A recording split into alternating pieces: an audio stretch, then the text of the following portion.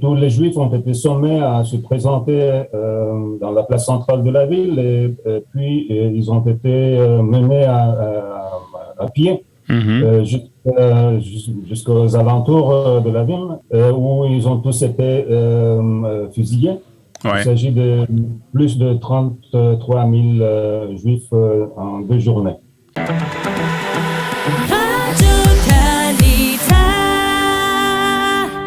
Nous allons tout de suite accueillir notre second invité ce matin. Il s'agit de Alexander Abraham. Alexander, bonjour. Vous êtes Alexander, le responsable de la salle des noms et de la base de données centrale des victimes de la Shoah au Yad Vashem. Et nous sommes ensemble pour parler d'une exposition en ligne qui, je crois, va commencer très prochainement sur les victimes du massacre de Babi Yar.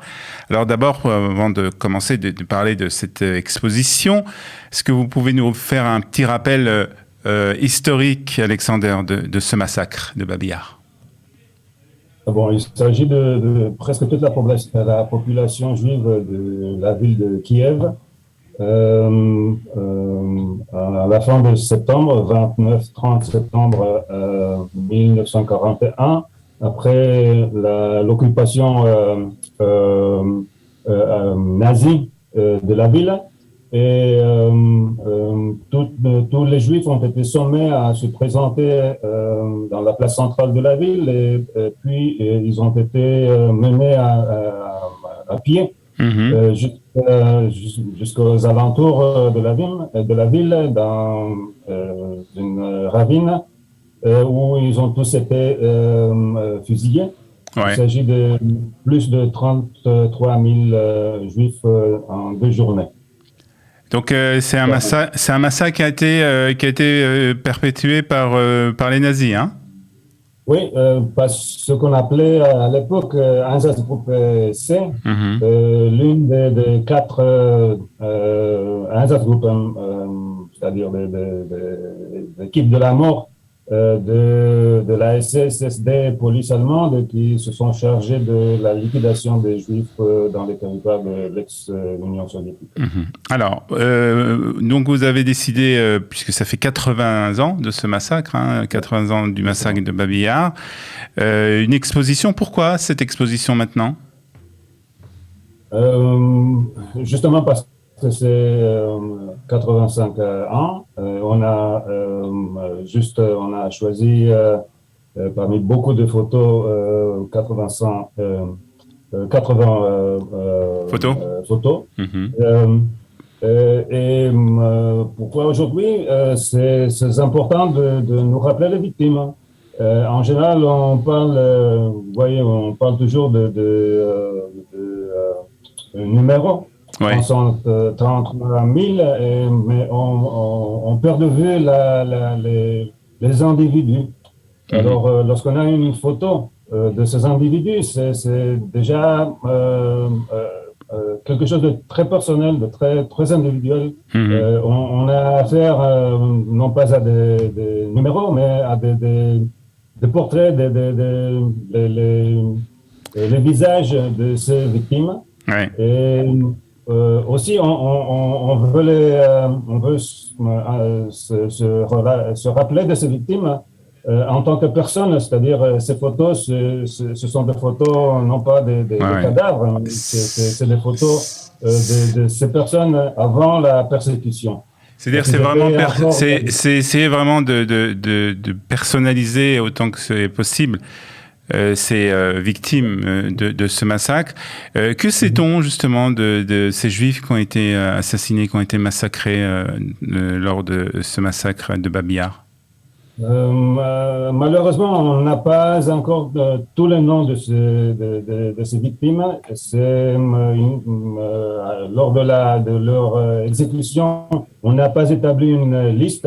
On a juste raflé tous les Juifs qu'on a pu à ce moment à Kiev, et on les a liquidés à Babi Yar. Il faut se rappeler aussi que, au fur et à mesure que les nazis dénichaient ou arrêtaient des juifs qui se sont échappés à la première rafle, au cours de 2 ans après, jusqu'à la libération de Kiev, ces juifs ont été aussi envoyés et liquidés à Sobibor. On a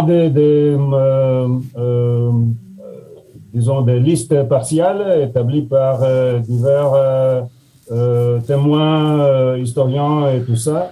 Et on est toujours en train de travailler pour récupérer tous les noms. Je crois qu'on a plus de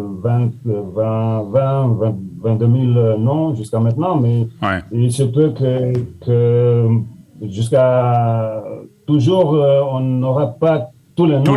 Mais en tout cas, essayer d'avoir le maximum de noms. Est-ce que dans la forêt de Babi Yar, il y a aujourd'hui un monument qui, justement, rend hommage à ces personnes qui ont été massacrées? Oui, il y a un monument. Ce n'est pas une forêt, c'est une ravine. Il y a un monument, il y a eu des commémorations. Cette année aussi, il y aura une commémoration. Le président du directorat de Yad Vashem va se rendre là pour cette commémoration dans quelques jours. Oui, c'est une date mémorable, mais une date tragique, et on fait tout ce qu'on peut pour se rappeler, pour garder le souvenir des victimes et, comme vous disiez, pour personnaliser. C'est très important dans le contexte de la Shoah. Lorsqu'on parle de 6 millions et tout ça, de se rappeler de la victime individuelle et d'essayer de retracer quelques dates, données biographiques, une photo et tout ça. Surtout qu'on est aujourd'hui dans une période de l'image, et en plus vous connaissez bien, puisque comme nous l'avons dit, vous êtes responsable de la salle des noms du Yad Vashem, et cette salle est spéciale justement parce qu'on voit beaucoup de photos. C'est la spécificité un peu de cette salle. Voilà. Et là aussi, alors, c'est une exposition qui va être une exposition, si je ne me trompe pas, en ligne, avec donc, comme vous nous l'avez dit, 80 photos de ces personnes qui ont été massacrées. Est-ce que vous pouvez nous dire comment ont été retrouvées les photos? La plupart des photos sont des photos qui ont attaché à ce qu'on appelle des faits de témoignage. Dans la salle des noms, on a ce projet depuis 1954, où l'on recueille les données, les noms et les données personnelles des victimes sur ce qu'on appelle des faits de témoignage. Le fait de témoignage, c'est quelque chose comme une fiche personnelle pour une victime de la Shoah. Jusqu'à maintenant, on a quelques 2 800 000 noms sur des faits de témoignage qui sont gardés justement dans la salle des noms. Et avec beaucoup de ces faits de témoignage, on a reçu des photos qui y sont rattachées. Alors, bien sûr, on a aussi des photos dans l'archive photo, dans la section photo de nos archives, mais là, il y a beaucoup moins de photos qui sont identifiées par nom et par D'accord. C'est vraiment biographique. On va dire que c'est vraiment un travail de fourmi qui a été fait pour cette exposition. Oui, c'est ça. On a vérifié beaucoup de photos et on a choisi les photos les plus impactantes, si vous voulez. Je suppose aussi qu'il y a une variété, puisque comme on peut voir sur la fiche qui annonce cette exposition, il y a des personnes, il y a des femmes, des hommes, des enfants. On peut voir un rabbin avec un Sefer Torah. Alors, expliquez-nous, Alexander, de quelle manière on peut consulter cette exposition? Mais vous devez justement entrer sur le site de Yad Vashem, sous le titre exposition en ligne. C'est très facile. Et puis, si vous entrez, il y a une bande avec les expositions en ligne déjà, et ce sera la première. Alors, c'est très facile d'y accéder. Très bien. Alexander Avraham, responsable de la salle des noms et de la base de données centrale des victimes de la Shoah au Yad Vashem. Merci beaucoup de nous avoir parlé de cette exposition en hommage aux victimes du massacre de Babi Yar. Je vous en prie. Bonne journée à vous. Voilà.